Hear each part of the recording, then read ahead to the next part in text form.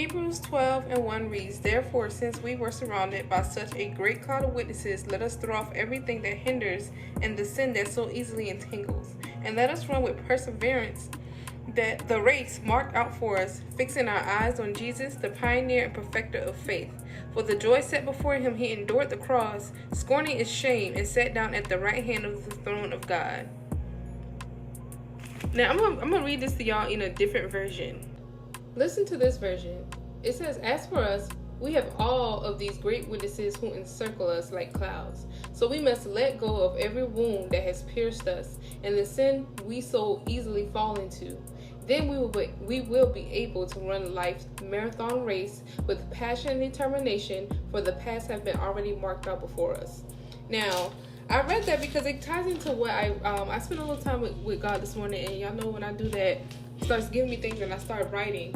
And what came to me was asking God to replace. That's the title of this, asking God to replace. Many of us pray the infamous prayer asking God to remove people, circumstances, or emotions that no longer serve us, right? But something I've learned is that it leaves voids. When it leaves voids, it becomes a playground for the enemy. For example, right, when a friend or partner leaves your life, someone you genuinely care for, someone you genuinely love, you might feel peace at first, but you also will feel the absence of them. And that gap can make you feel vulnerable to loneliness, fear, or even temptation. And so what you do is you try to fill it with anything or anyone rather than what God has for you. And the same thing applies to jobs or roles in our lives. If a job ended and you might have felt peace in that moment because of all that stress that came off of you, but the void that's left is financial.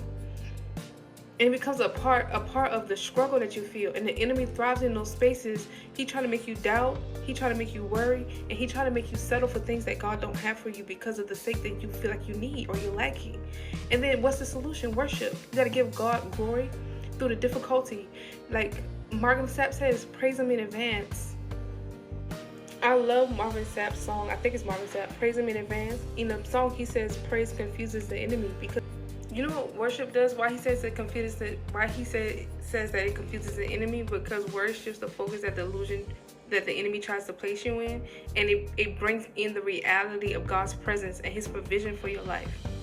Why should we be down instead of putting our trust in God?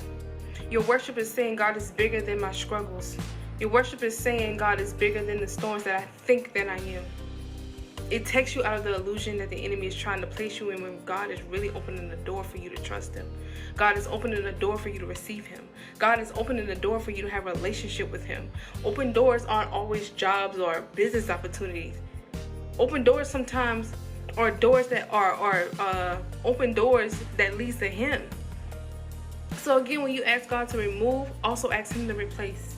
When you ask him to remove those around you that don't serve you, ask for him to show you the support that's around you. When you ask him to remove things from your heart that doesn't serve you, to show you things in your heart that is of him. And don't try to fill those voids by yourself. All those voids can only be replaced by God. It can be replaced by God's love. It can be replaced by the fruits of his spirit: patience, forgiveness, peace, joy, and more love.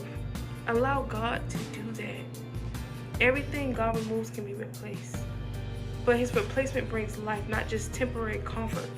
Sometimes we go to alcohol. Sometimes we go to a bunch of fun. But let him fill those spaces so the enemy has no stronghold over you. And so your heart and life may be aligned fully to him.